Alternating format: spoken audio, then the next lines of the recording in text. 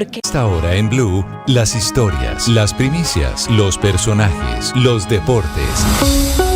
Inicia la tarde con Meridiano Blue. Dirige Ricardo Ospina.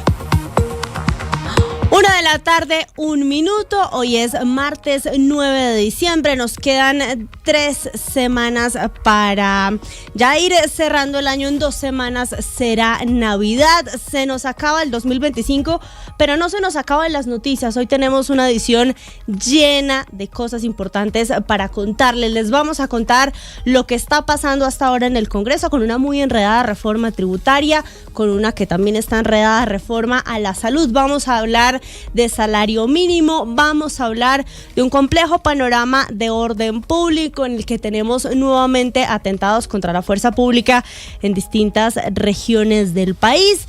Vamos a hablar de lo que ha sido la pólvora en este arranque de diciembre, un uso desmedido, en algunos casos preocupante, de pólvora, gente lanzándose bengalas en plena vía pública. Antes, vamos al Ministerio del Trabajo, porque hoy es el día en que empresarios y trabajadores destapan sus cartas en la negociación del salario mínimo. Técnicamente, la suma de inflación y productividad da 6,2%, pero aquí nos falta el tema político, el tema de negociaciones. En el ministerio está Laura Olarte. Marcela, muy buenas tardes. En estos momentos ya se reanudó la concertación frente al salario mínimo. El ministro mencionó que ya una vez conoció los datos del DANE de la inflación del 5,3% y las metas de inflación del Banco de la República son indicadores fundamentales y definitivos que se tienen en cuenta a esta hora para la presentación de las propuestas. Por parte del sector del comercio han solicitado tener en cuenta el indicador de productividad, factor que también se tendrá en cuenta en la discusión. Antonio Sanguino, ministro del Trabajo. Delegados o los voceros de los gremios han dicho que prefieren esperar la propuesta de los trabajadores. Ellos están también deliberando en este momento para seguramente llevar una opinión o una propuesta cuando reanudemos la sesión de la comisión después de este receso. Sobre las 12:20 se dio un receso de esta mesa de concertación y sobre las 12:30 retomaron la discusión para que finalmente se entreguen las propuestas concretas por parte de las centrales sindicales y los gremios. Es importante recordar, Marcela, que hasta el 15 de diciembre se deberían dar estas discusiones formales. De lo contrario, hasta el 30 de diciembre se presentarían reuniones extraordinarias o, por el contrario, el salario mínimo se anunciaría por medio del decreto presidencial. Niega la ponencia positiva, se entiende como negada y por consecuencia se archiva el proyecto. A esta hora, así de complejo es el panorama para la reforma tributaria en el Congreso. Don Andrés Carmona, ¿qué es lo que está pasando? ¿Ya definitivamente hundida la reforma tributaria? Marcela, está viviendo posiblemente sus últimas horas. En este momento, el presidente de la comisión, de las comisiones económicas conjuntas, el presidente de la Comisión Tercera de Cámara, Wilmer Castellanos, de la Alianza Verde, está anunciando el sentido del voto y arranca la votación con la Comisión Cuarta del Senado. Aquí es donde está el voto clave. Vamos a escuchar el llamado a lista, Marcela, para saber el sentido de la votación. Si esta comisión en el Senado niega la ponencia positiva, se archiva el proyecto. Esa es la orden que acaba de dar Wilmer Castellanos y ese es el sentido de votación que está dando en estos momentos el presidente de la Comisión Tercera de la Cámara. Inicia la votación, ya se va a anunciar, pero como le digo, esta comisión, recuerde usted, votó a favor del archivo, de la ponencia de archivo. Teóricamente están los votos para hundir la reforma. Están los votos para hundirla también en la Comisión Tercera de Senado. Entonces, si le parece, vamos a escuchar la votación. Si le parece, entonces, sí señor, vamos a ver en vivo y en directo aquí la evolución de estas votaciones. Ya lo ha dicho usted, si esta comisión niega la reforma tributaria, se hunde el proyecto que busca recaudar 16,3 billones de pesos para completar el presupuesto del próximo año. Este es el tema que tiene al presidente Gustavo Petro y a su equipo barajando la posibilidad de decretar una emergencia económica. Escuchamos a esta hora lo que pasa en las comisiones económicas conjuntas. Farelo Daza, Carlos Mario. Fortis Sánchez, Laura Esther, vota sí. Fuelantala Delgado Richard Humberto, vota no. Jiménez López Carlos Abraham, no. Lemos Uribe Juan Felipe, no. Lozano Correa Angélica, no. Meisel Vergara Carlos Manuel, no. Merek Marún Juan Sami, no. Pérez Giraldo Claudia, sí. Riascos Paulino, no. Roldán Avendaño John Jairo, sí. Siguen llamando a lista los senadores de la Comisión Cuarta. En la Comisión Cuarta de Senado, 4 votos por el sí, 9 votos por el no. En consecuencia, ha sido negada la ponencia positiva de este proyecto de ley. Fue negada, es decir, a esta hora se hunde la reforma tributaria del presidente Gustavo Petro y de su gobierno en el Congreso Nacional. La Comisión Cuarta del Senado de la República ha dicho no a la propuesta de seguir discutiendo la reforma tributaria. Eso quiere decir, don Andrés Carmona, que ya poco importa lo que hagan las demás comisiones. Ya pasó al siguiente punto del orden del día. Confirmado, hundida la reforma tributaria. Ya se hundió la reforma tributaria, 9 votos por el no, 4 por el sí. Fue la Comisión Cuarta de Senado la que dio hundimiento. Entonces, y con esto ya no hay más que debatir. Recuerde usted que en este paso, si una de las comisiones negaba la ponencia positiva, se daba por archivado el proyecto. Así es, don Andrés. Entonces, resumimos para nuestros oyentes: pierde una pelea bien importante el gobierno de Gustavo Petro en el Congreso de la República. Se hunde la reforma tributaria de 16,3 billones de pesos, con la cual este gobierno pretendía completar el financiamiento del presupuesto para el año 2026. El presidente Gustavo Petro y su equipo habían estado hablando en los últimos días de esta posibilidad y barajando la opción también de decretar una emergencia económica. Lo que sigue aquí es que ya no hay posibilidad de pataleo ni de revivir el proyecto. Lo que puede hacer técnicamente el gobierno es esperar hasta el 1 de enero del próximo año para recortar el presupuesto 2026 en exactamente eso, 16,3 billones de pesos, o intentar recaudar lo que le falta a través de la declaratoria de una emergencia económica. Más adelante les estaremos dando las reacciones políticas, las reacciones de los gremios económicos, las reacciones de los analistas sobre las implicaciones de esta, que es una de las noticias importantes en materia económica este año.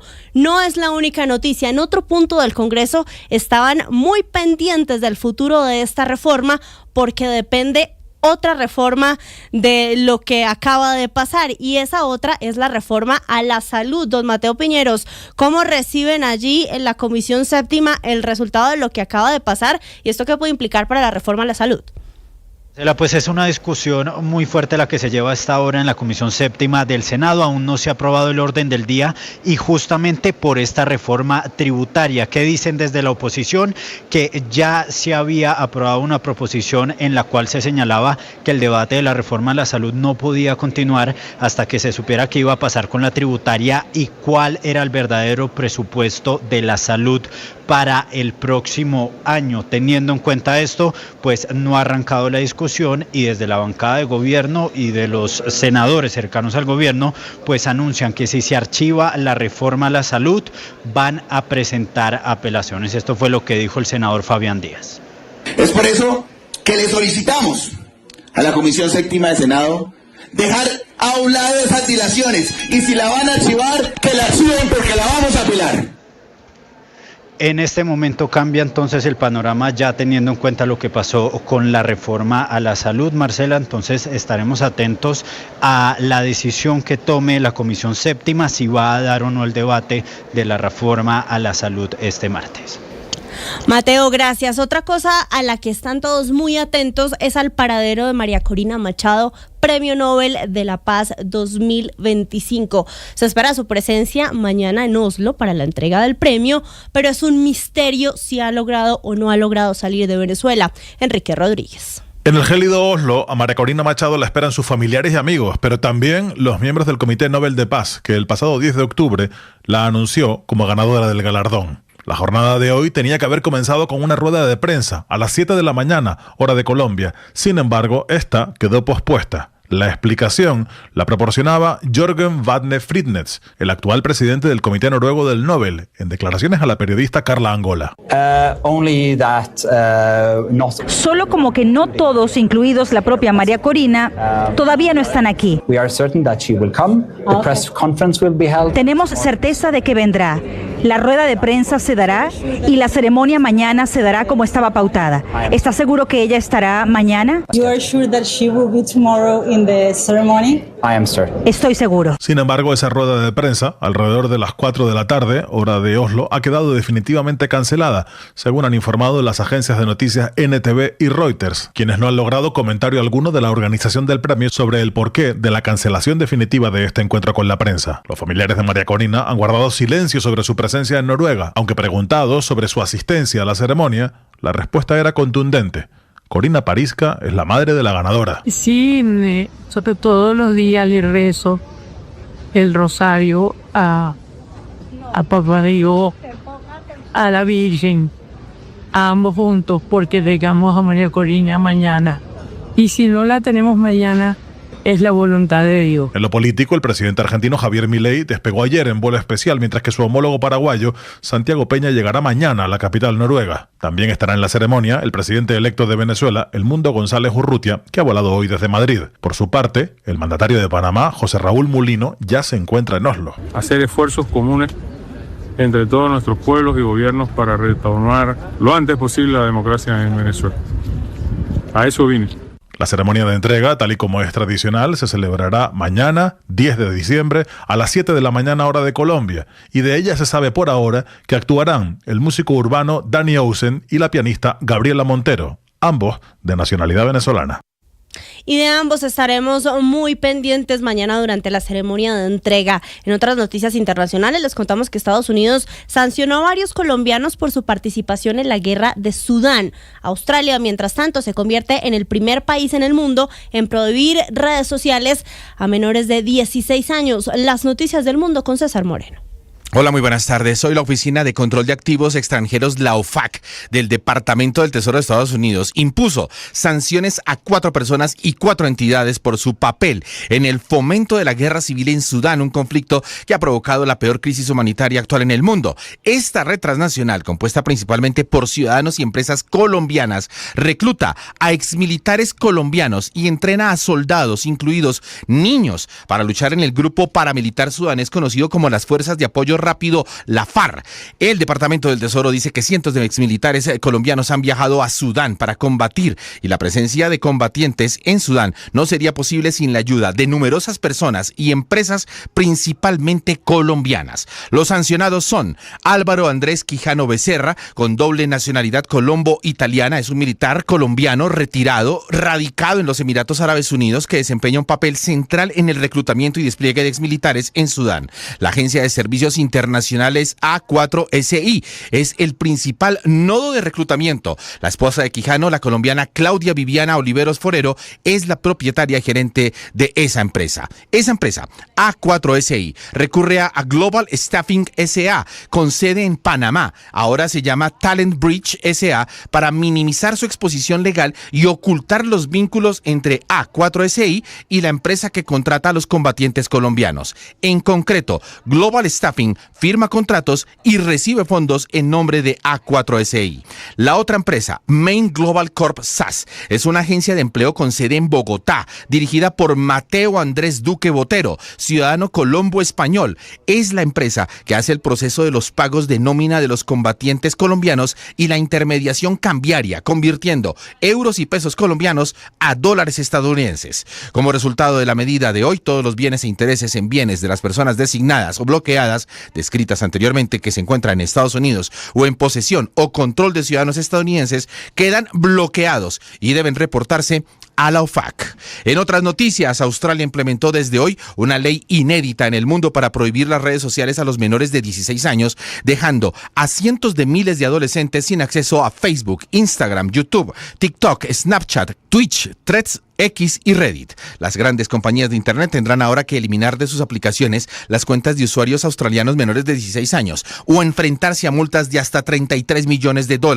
Australia afirma que se necesitan medidas sin precedentes para proteger a los niños de los algoritmos depredadores que llenan los teléfonos con acoso, sexo y violencia.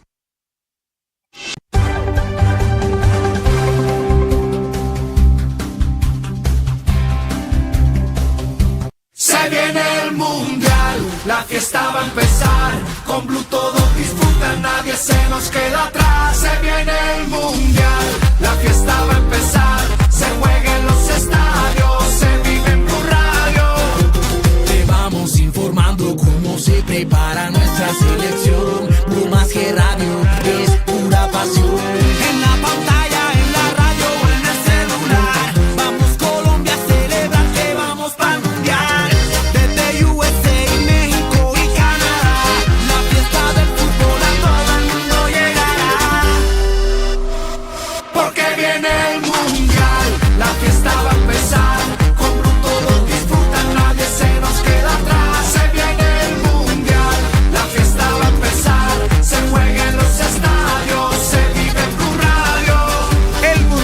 Se ve en Blue. Esto automóvil todos en Meridiano Blue.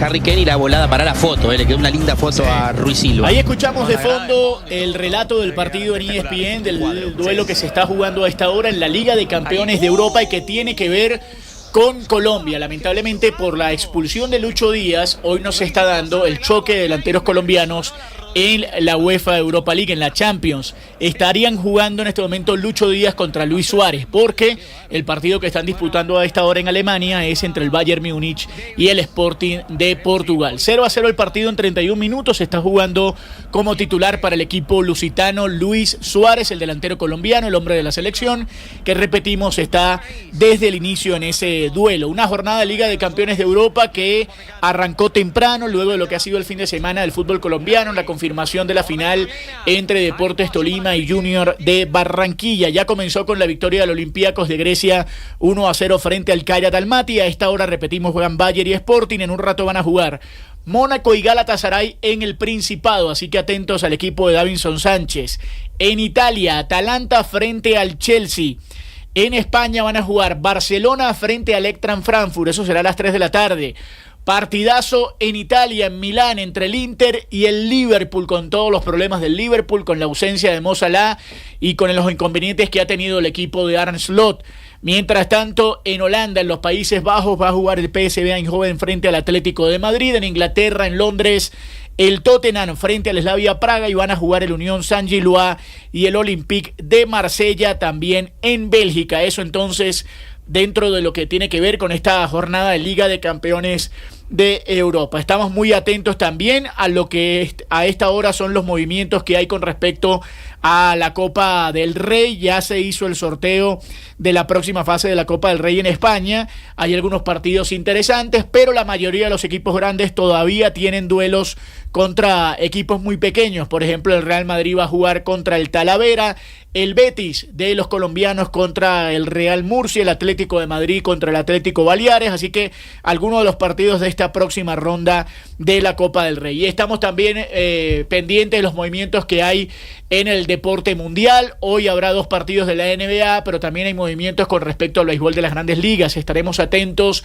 a cada uno de los colombianos que juegan el béisbol de las Grandes Ligas, porque a partir de hoy se reúnen los dueños de los equipos y empiezan a negociar posibles traspasos, posibles cambios entre los equipos de Grandes Ligas, y seguramente habrá colombianos involucrados. Así que estemos pendientes. Juega el Bayern Múnich, el Sporting de Portugal.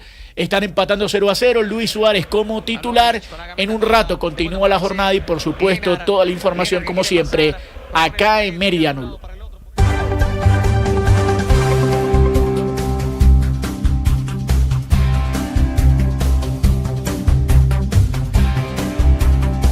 Hola, soy Jennifer Smith, presentadora de La Calle La Manda Más, emisora hermana de Blue Radio, y por aquí paso para desearles una feliz Navidad. Esta es la época favorita del año, época para perdonar, para amar y compartir con los seres que amamos. Al final del día, lo que realmente importa es disfrutar y compartir tiempo con esas personas que son especiales para nosotros. A disfrutar de esas fechas en familia. Feliz Navidad, les desea Blue Radio.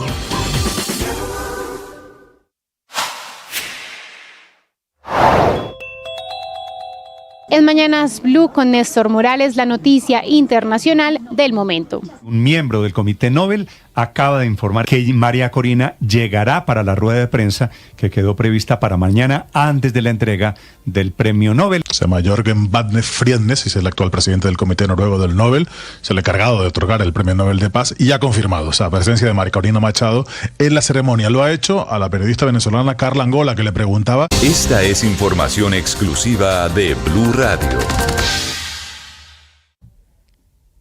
Información exclusiva que a esta hora tiene que ver con el incidente de combustible del avión presidencial durante el más reciente viaje del presidente Gustavo Petro al exterior. Acuérdense, el primer viaje que se dio tras la inclusión del mandatario en la lista Clinton. El presidente dijo en sus redes sociales que fue una empresa de Cabo Verde la que se negó a darle el abastecimiento de combustible al avión presidencial. Sin embargo, documentos de la Fuerza Aeroespacial lo desmienten. La historia con Caterina Ávila. El pasado 30 de octubre, el presidente Gustavo Petro denunció a través de su cuenta de X que tras su inclusión en la lista Clinton hubo problemas con el abastecimiento del combustible al avión presidencial en el marco de su visita oficial a Medio Oriente, específicamente a Riad, en Arabia Saudita. En sus palabras, la humillación no ocurrió en el aeropuerto de Madrid, como se había dicho al principio, sino por parte de la empresa norteamericana con la que la Fuerza Aeroespacial Colombiana contrató el suministro de combustible en el exterior, y el lugar fue Cabo Verde, en África. Pero en esta historia hay otra versión, la de la Fuerza Aeroespacial Colombiana. Blue Radio tiene en su poder un documento en el que la FAC asegura que no hubo improvisaciones, desvíos de ruta, retrasos ni alteraciones no autorizadas en el vuelo. Señalan que todas las fases se desarrollaron conforme a la planeación inicial y que en ningún momento fue negado el suministro de combustible al avión presidencial FAC 0001 en los aeropuertos programados para esta gira por Medio Oriente. La institución tampoco tiene registros documentales que evidencien alguna negativa de combustible, improvisación o modificación de la ruta de este viaje. Según la información, el trayecto se cumplió tal como estaba previsto, Bogotá-Madrid y Madrid-Riad. Sin embargo, en este documento la FAC revela que la logística de la visita sí fue diseñada previendo posibles limitaciones relacionadas con el abastecimiento de combustible. Este medio también consultó a un alto funcionario del círculo cercano al presidente Gustavo Petro, quien confirmó que el avión presidencial nunca aterrizó en Cabo Verde.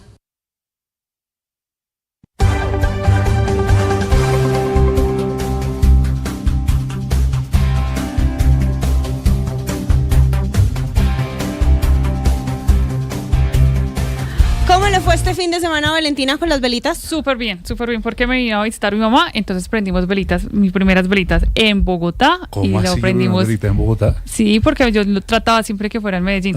Entonces me tocó esta vez en el Planetario, muy bonito, muchas familias reunidas allí en el Parque de la Independencia y compartiendo bastante allí en esa, aprovechando el buen clima que hizo este fin de semana en Bogotá. Aprovechando el buen clima, pero ¿sabe que a mí no me gustó tanto las velitas? ¿Por qué? Porque le cuento que yo salí con mi hija a comprar buñuelitos. Señora. Y me tocó esconder a esta pobre chiquita del susto que le da la pólvora. Es que esta y entonces vez yo me dio por otra una vez. mano la niña que tiene 4 añitos y de la otra mano la perra que también estaba pero muerta de susto con la pólvora, casi sale corriendo. Y don Nicolás, aquí la pregunta es ¿qué pasó? Porque la alcaldía sale a decir estamos reduciendo el número de quemados, todo bajo control, pero no sé ustedes, pero yo en la calle vi mucha pólvora. Pues la percepción ciudadana, Marcela, definitivamente es así. El alcalde de Bogotá, Carlos Fernando Galán, confirmó que en Bogotá por lo menos hay 24 personas o registro de 24 personas lesionadas con pólvora, 7 de estas menores de edad, y el Instituto Nacional de Salud también dice que hubo una reducción muy importante con respecto a estas fechas, pero del año pasado. Confirman además que se incautaron 1.842 kilogramos de pólvora hasta la noche del domingo y gran parte del lunes festivo en algunas partes partes del centro de la capital. Sin embargo, en redes sociales se ha hecho viral el uso de varios menores de edad de esta pólvora, pues en video quedó registrado al estilo Harry Potter ese enfrentamiento como un juego, digámoslo así, con las varitas, Marcela. ¿Cuál Harry Potter? Claro, o sea, mírelo, usted... en Harry Potter nadie sale lastimado, donde una cosa de esas le caiga a uno de verdad, lo puede quemar, lo puede fregar. Pues Marcela, escuche usted lo que se vivió en ese momento y mira ahí en el video que estamos mostrando en este momento en el canal de YouTube, se ve un menor de edad manipulando lo que sería uno de los tubos de bengala de la pólvora, disparándolo de frente contra otras personas. Esto fue lo que sucedió, escuche. No puede ser, ahí ustedes en la transmisión por YouTube y por DTube pueden ver lo que estaban haciendo estos jovencitos muy responsablemente con las bengalas. Y no solamente esto fue lo que sucedió, también se registraron varias peleas, por lo menos en la localidad de Kennedy, y algunas personas que ya en avanzadas horas de la madrugada estaban peleando o estaban tirando pólvora y varios vecinos se molestaron. Como le decía, el Instituto Nacional de Salud, a corte de este 8 de diciembre a nivel nacional, han reportado 333 casos de personas quemadas, de las cuales 106, es decir, casi el 32%, son menores de 18 años, de las cuales 14 estaban en estado de embriaguez. Y lo más delicado de esto es que por lo menos el departamento de Antioquia lidera la tabla con más casos, registrando 50 arrestaciones a la fecha, especialmente en Medellín, que van más de 20. Y en la lista, en el segundo puesto, le sigue Bogotá con 24. A propósito, Nicolás, también esta escena de tomar la pólvora como si fuera un juguete se dio en el departamento de Antioquia. Allí están ofreciendo hasta 20 millones de pesos de recompensa para buscar a los responsables de esta guerra de bengalas en el municipio de Remedios, que dejó una persona, o al menos una persona lesionada. Felipe García, buenas tardes. Valentina, buenas tardes. Es que el departamento de Antioquia no sale del asombro y la consternación luego de que se hiciera viral estos videos en donde se ve a diferentes personas en esta guerra de bengalas en el municipio de Remedios. El hecho que provocó el rechazo de autoridades departamentales también generó que el gobernador de Antioquia, Andrés Julián Rendón, ofreciera una recompensa de hasta 20 millones de pesos para dar con el paradero de los responsables del supuesto juego. Sin embargo, no solo se busca a los protagonistas de este hecho en el nordeste antioqueño. La secretaria de Salud de Antioquia, Marta Ramírez, indicó que están trabajando de manera articulada con autoridades para comenzar también a sancionar personas en la ciudad de Medellín. Hay que sancionar y ser más fuertes en ubicar esos sitios que están identificados. Medellín, por ejemplo, en lo que es Robledo y Buenos Aires, tenemos muchos casos de quemados, así que le pedimos a las autoridades. De momento, Valentina, y con la nueva actualización que hace la gobernación de Antioquia, 54 personas quemadas en el departamento de Antioquia, los mismos casos que iban a la misma fecha del año anterior. Medellín sí presenta un alza, 27 casos a la fecha, es decir, 8 más en comparación con las cifras del 2024. Terrible, me estaba contando Valentina, que una de las lesionadas... Claro, en los mismos videos de cámaras de seguridad que nos contaba también Felipe, se ve que es una señora que estaba dentro de un local comercial, no estaba participando de nada de jugando ahí con la pólvora. Mala práctica, resulta lesionada, estaba en su local comercial o en un local comercial y termina quemada en una de sus piernas precisamente por la irresponsabilidad de otros. Porque la bengala se metió por debajo de la cortina y terminó quemándola. Más quemados con pólvora también tuvimos en el Valle del Cauca. 48 lesionados en lo corrido de diciembre. Vamos apenas en 9 de este mes. Alejandro Muñoz. Las autoridades de salud en el Valle del Cauca reportaron 32 nuevos casos de personas quemadas con pólvora durante la celebración del Día de las Velitas. Con estos nuevos reportes, el departamento acumula 48 casos en lo corrido del mes de diciembre. Varios de ellos ocurrieron en municipios como Florida, Buenaventura, Buga, Tuluá y Jamundí. Entre tanto, Germán Escobar, secretario de Salud de Cali, manifestó que solo en esta ciudad, durante el fin de semana, 6 fueron menores de edad. Evitemos usar pólvora en estas festividades y bajo ninguna circunstancia en menores de edad o con menores de edad. La mayoría de las lesiones son en extremidades, lesiones propias de la manipulación de los artefactos de pólvora y algunas lesiones, 2 pacientes han tenido lesiones en cara, por fortuna menos del 5%, ningún paciente hasta la fecha reviste de quemaduras o lesiones de gravedad. Otra cifra que preocupa a las autoridades es la de animales afectados por el uso de pólvora. Solo durante la celebración del Día de las Velitas se reportaron 110 casos, lo que eleva a 451 animales afectados en lo que va en el mes de diciembre en el Valle del Cauca. Alejandro, y en Barranquilla son 13 los quemados con pólvora, pero también los casos graves de 3 niños que se intoxicaron por consumir fósforo blanco, precisamente por manipular este tipo de explosivos. Diana, buenas tardes. Efectivamente, Valentina, 13 son las personas que han resultado quemadas con pólvora en lo que va de diciembre en Barranquilla. Entre los afectados se encuentran 2 menores de edad, además de 3 niños de 1, 8 y 10 años que permanecen hospitalizados por sospecha de intoxicación con fósforo blanco mientras manipulaban elementos como chispitas mariposas, triquitraquis y totes. Estefania Araujo, la secretaria de Salud de Barranquilla, informó que el estado de salud de estos niños es estable.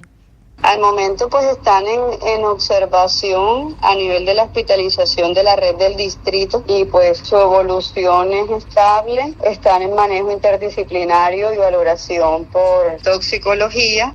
Uno de estos niños, el de 10 años, permanece hospitalizado además de la intoxicación con una quemadura en uno de sus ojos. Entre tanto, hay que decir que las autoridades en Barranquilla mantienen una recompensa de hasta 2 millones de pesos a quienes den información que permitan ubicar los sitios donde se está expendiendo pólvora.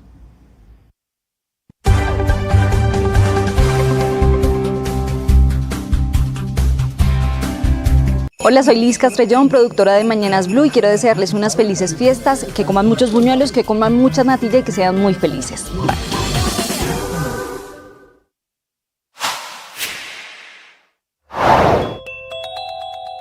Novedades de política, porque a partir de hoy comienza la cuenta regresiva para las elecciones parlamentarias que serán el 8 de marzo del 2026.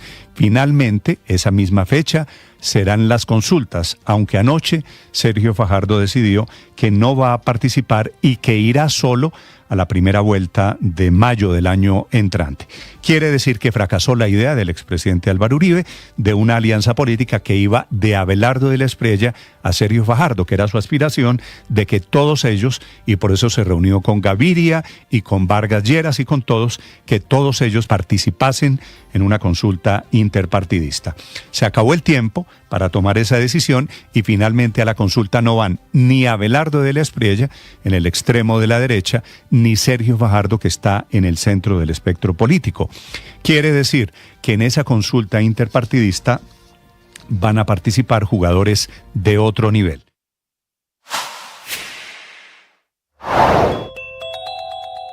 Hola, soy Rogelio Ramos y les voy a comentar qué está pasando en Venezuela. 4. Qatar y Panamá se ofrecieron como mediadores en medio de la tensión que hay entre Estados Unidos y Venezuela. Sin embargo, Diosdado Cabello, el ministro de Interior y segundo al mando del chavismo, rechazó la presencia de Panamá. Aseguró que ese país no tiene gobierno porque allí se hace todo lo que diga Estados Unidos.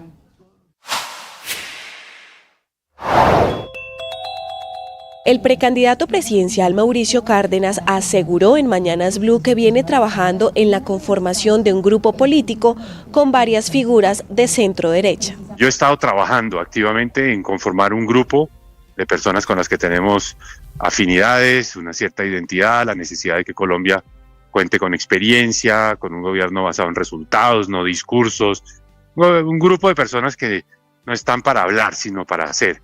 Ya hemos estado trabajando con Juan Manuel Galán, David Luna, Juan Daniel Oviedo, estamos hablando muy de cerca con Aníbal Gaviria y estoy seguro que llegarán otros, muchos otros. Estamos formando una consulta que le quiero decir, Néstor, es la consulta donde todos nos sentimos mejor unidos, mejor unidos. Esa es la consulta que queremos impulsar. Y estoy feliz con que muchos de las personas con las que hemos estado trabajando están aquí presentes, están precisamente en el auditorio. De manera que, bueno, estamos muy contentos de ir trabajando en esa alianza. Yo creo que después de la entrega de firmas esta semana, varios candidatos van a ir anunciando que quieren hacer parte de esta consulta, que es la consulta que le va a dar las soluciones a Colombia. Estoy seguro que esta consulta, que está en la centro derecha, que es pragmática, que es realista, que busca soluciones, esa consulta va a generar las adhesiones para ganar la presidencia. No olvide suscribirse a nuestro canal de YouTube. En Blue le ponemos cara a la radio. A mí me impresiona que desde la experiencia espiritual nos invitan a entender a los otros como hermanos.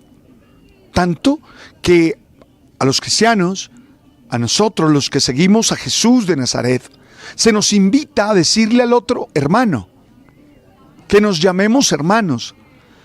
Y yo inmediatamente pienso en mis hermanos de carne, de sangre. Pienso en cuánto los amo, en cuánto los valoro, en cuánto les ayudo, en cuánto estoy dispuesto siempre a lo mejor. La experiencia espiritual nos tiene que llevar a alejar de nosotros ese pensamiento de enemigos, de contendores, de adversarios, que daña el corazón, que nos hace tener las peores actitudes y cometer los peores actos. El otro es un hermano, por eso no lo maltrates, por eso no lo ofendas, por eso no lo desprecies. Al contrario, construye relaciones sanas, relaciones de amor. ¡Ánimo! Tú sabes.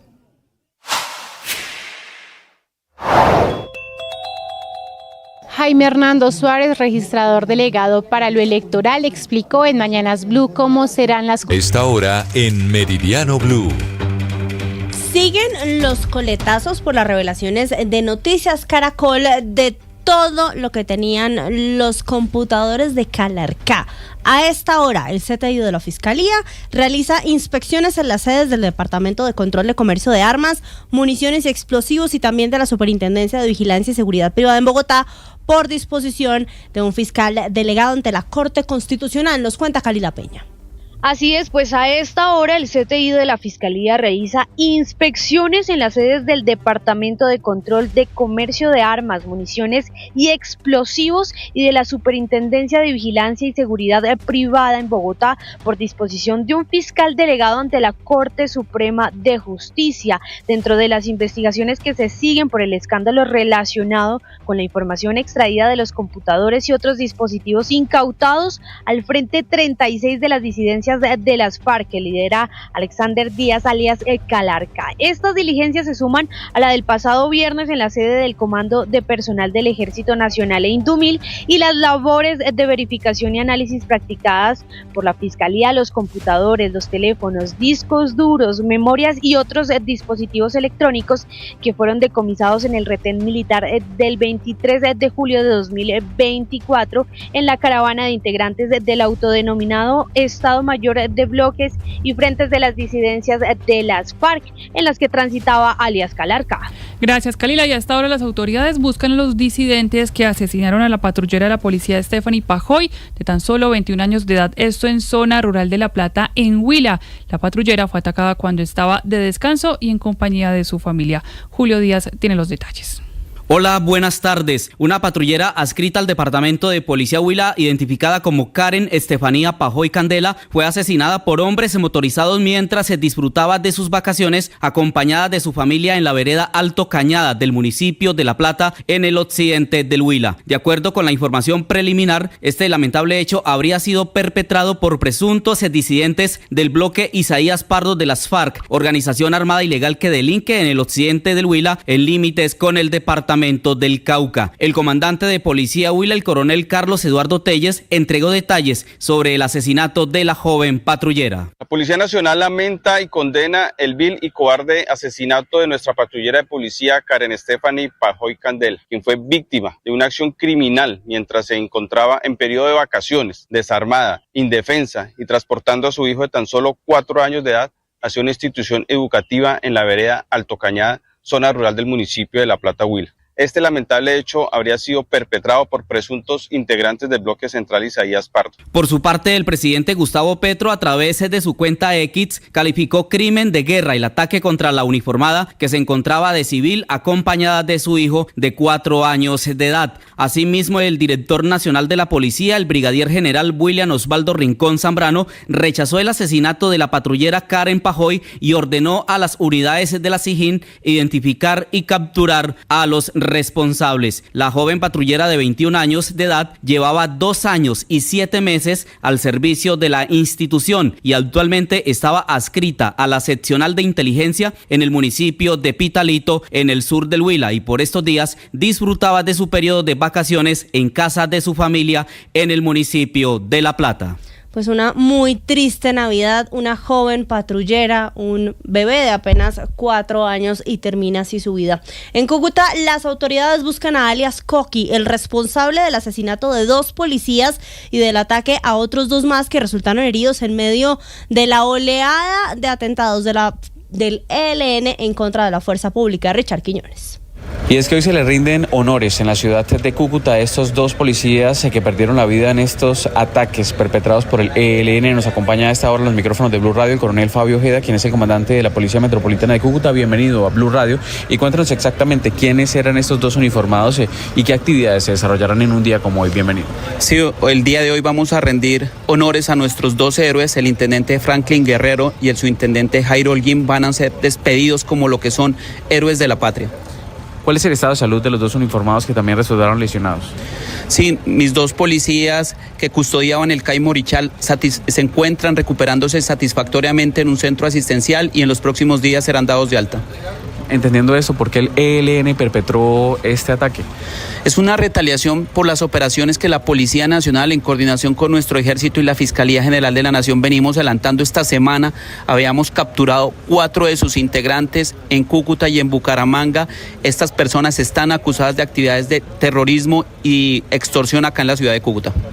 Bueno, y aparte de esto, viendo la situación que ha sucedido en el CAI de Morichal, donde veíamos muchos impactos de fusil y aparte de eso, entendiendo que incluso 3 hombres se enfrentaron a 15 guerrilleros en un hostigamiento. Sí, vamos a empezar la reconstrucción de este CAI y esos 2 héroes el día de hoy van a ser condecorados con la Medalla al Valor, que es la máxima distinción que tiene la Policía Nacional para sus héroes.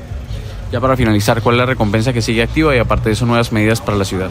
Hasta 150 millones de pesos a quien suministre información que conduzca a la ubicación y captura a los responsables de este atentado terrorista.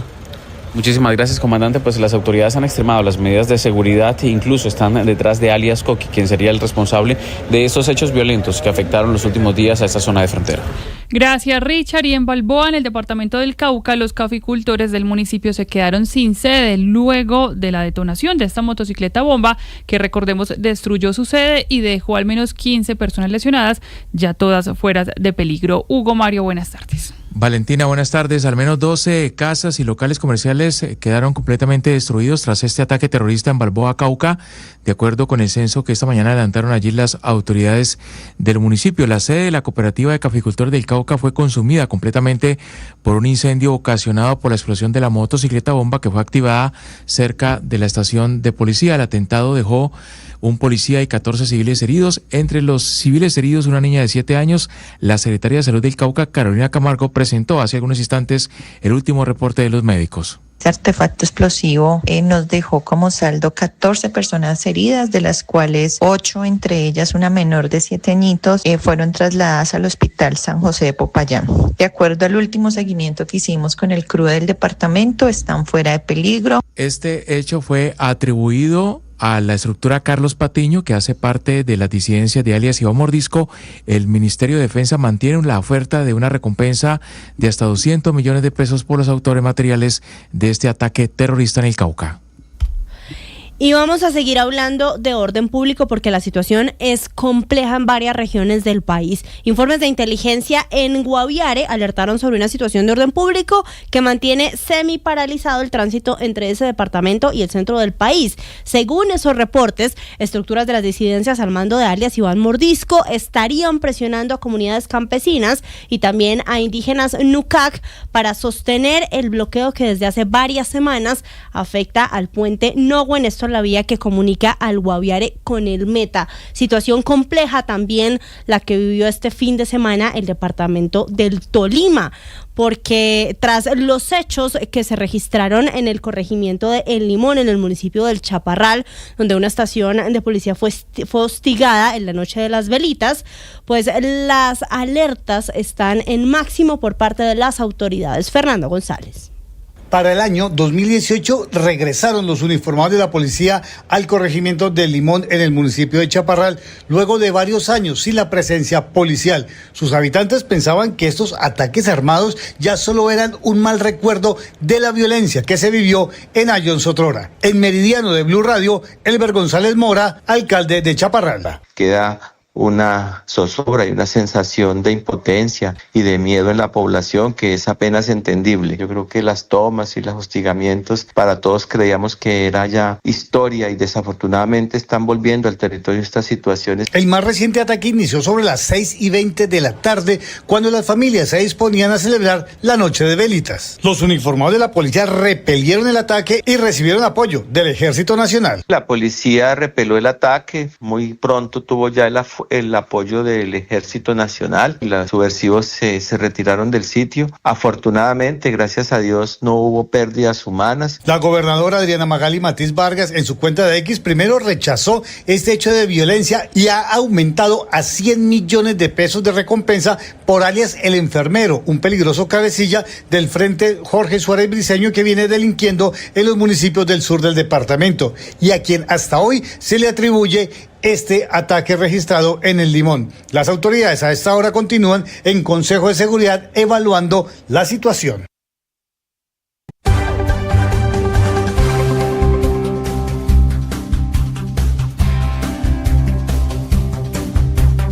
Hola, soy César Moreno, editor internacional aquí de Blue Radio, y para todos ustedes de esta familia periodística les deseamos una feliz Navidad y un feliz año, que disfruten, que festejen en paz y recuerden siempre, cero pólvora, cero excesos. La pólvora para los perritos, para los animalitos está prohibida, entonces por favor para que se mesuren con eso y también para que ustedes la pasen muy bien junto a sus amigos y su familia. Eso es lo que le desea aquí la familia de Blue Radio. Feliz Navidad y feliz año.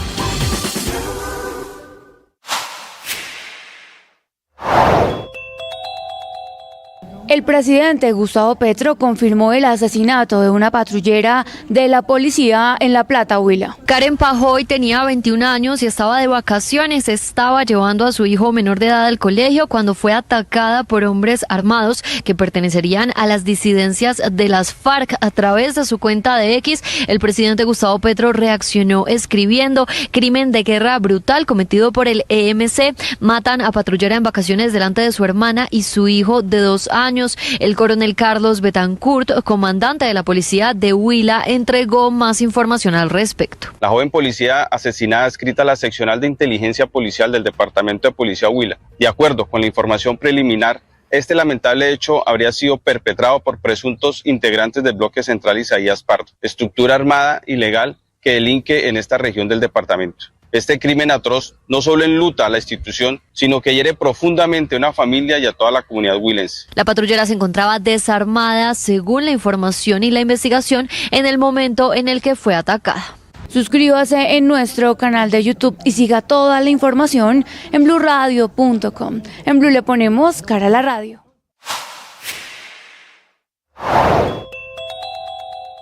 Jaime Hernando Suárez, registrador delegado para lo electoral, explicó en Mañanas Blue cómo serán las consultas interpartidistas del próximo año. Primero, el Consejo Nacional Electoral debe informarnos hoy a la registraduría qué partidos y movimientos políticos o grupos significativos de ciudadanos manifestaron su intención, el plazo también se vencía ayer, manifestaron su intención de participar en las consultas internas o interpartidistas que se realizarán el próximo 8 de marzo.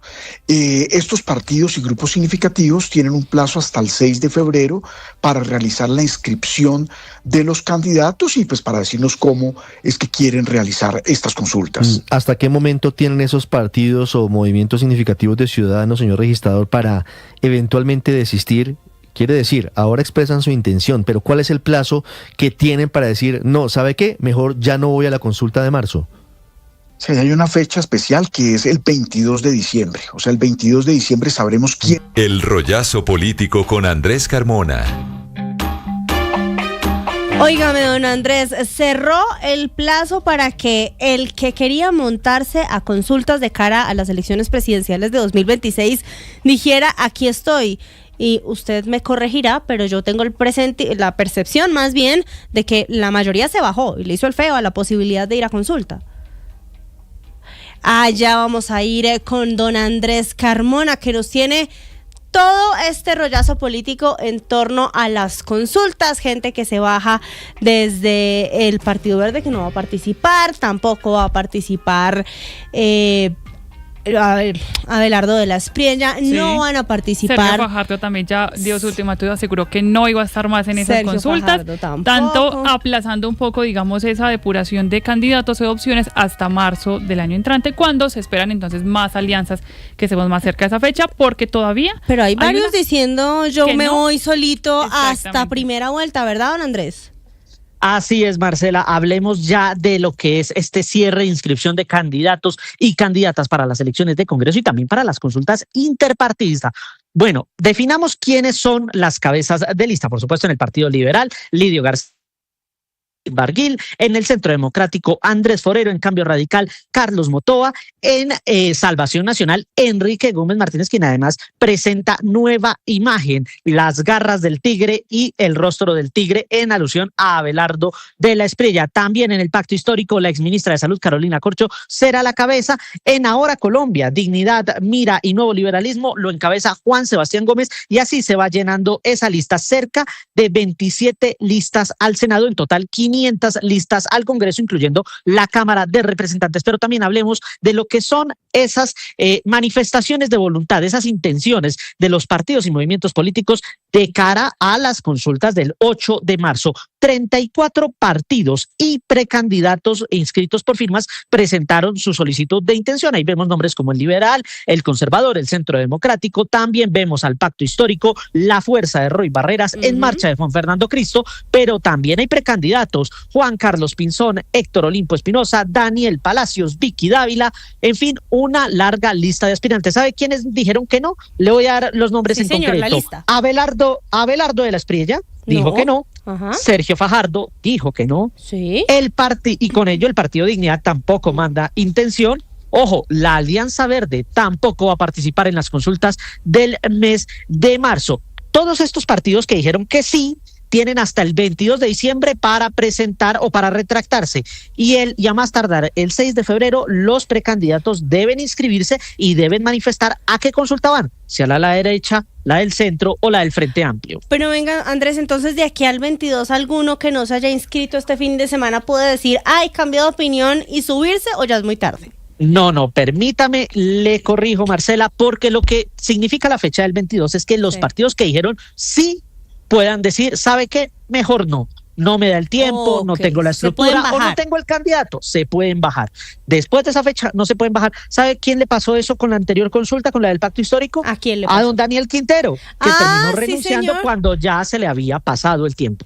Por eso es importante esa fecha del 22 de diciembre, Marcela. En Blue, datos a la presidencia de la República en 2026. Y también es semana clave para la entrega de firmas de los candidatos para que se registren oficialmente, o mejor, entreguen los diferentes lista de firmas a la registraduría. Ya pasó al tablero entonces Mauricio Cárdenas, pero siguen el ex canciller Luis Gilberto Murillo, Mauricio Liscano, Vicky Dávila, también Daniel Palacios y el ex gobernador Aníbal Gaviria, quienes van a estar entregando sus diferentes planillas a lo largo de esta semana. Miguel Gartosa.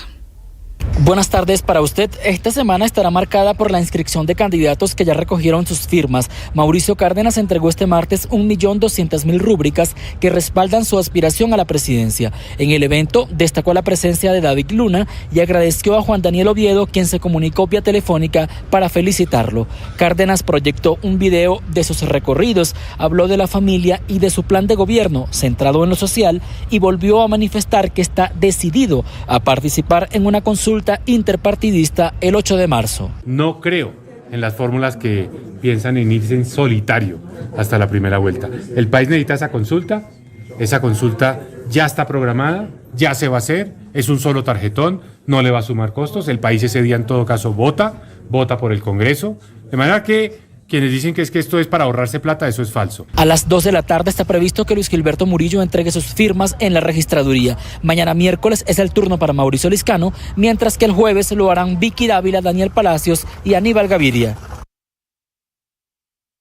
Les contamos sobre las respuestas del ex canciller Álvaro Leiva a la imputación.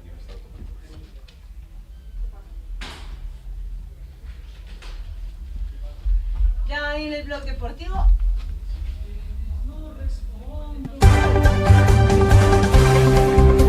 Ya viene el blog Blog Deportivo. Antes les contamos sobre las respuestas del canciller Álvaro Leiva, del ex canciller Álvaro Leiva, a la imputación de la Fiscalía General de la Nación en medio del escándalo de los pasaportes.